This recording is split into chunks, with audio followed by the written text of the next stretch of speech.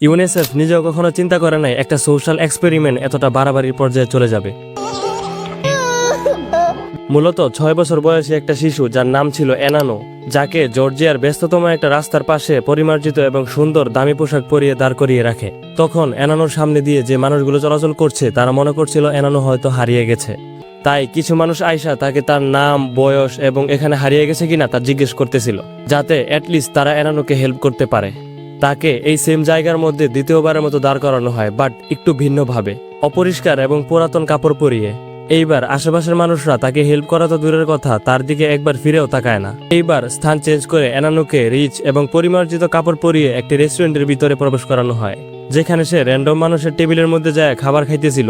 তখন আশেপাশের মানুষ বিরক্ত না হয়ে তাকে এক্সট্রা খাবার সার্ভ করতেছিল। সবাই তার সাথে খুব ভালো বিহেভ করতেছিল।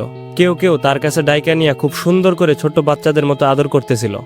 বাট সেম রেস্টুরেন্টের মধ্যে এবার এনানোকে একটু নোংরা আর অপরিষ্কার ড্রেস পরে পাঠানো হয়। বাট এখন সিনারিও পুরো চেঞ্জ হয়ে যায়। আশেপাশের মানুষ তার সাথে এতটা বাজেভাবে বিহেভ করা স্টার্ট করে, যেটার জন্য এনানো একেবারেই প্রস্তুত ছিল না। তাকে ধাক্কা দিয়ে দূরে সরানোর পাশাপাশি তার সাথে অনেক রাগারাগি করতে থাকে, যেটা দেখে এই 6 বছরের এনানো এতটাই ঘাবড়ায় যায় যে সে সাথে সাথে কান্না করা স্টার্ট করে। এন্ড বাধ্য হয়ে ইউনিসেফকে সেই সোশ্যাল এক্সপেরিমেন্ট ওইখানেই বন্ধ করতে হয়েছিল। জাস্ট একবার চিন্তা করেন, 6 বছর বয়সের একটা বাচ্চার জন্য তার লাইফকে জাজ করা হইতেছে তার পোশাক দিয়ে।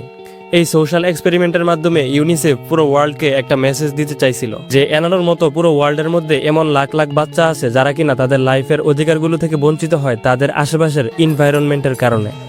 ভিডিওটি ভালো লাগলে শেয়ার করতে পারো এবং এরকম ভিডিও আরো পেতে পেজটি অবশ্যই ফলো করতে হবে।